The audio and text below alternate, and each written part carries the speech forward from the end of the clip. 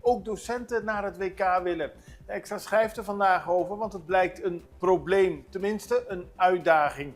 Zoals bekend, Curaçao heeft zich geplaatst voor het wereldkampioenschap voetballen en die beginnen al in begin juni.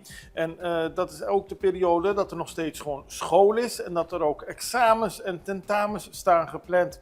En dat zorgt voor een probleem, omdat veel docenten en leerlingen naar Amerika willen gaan.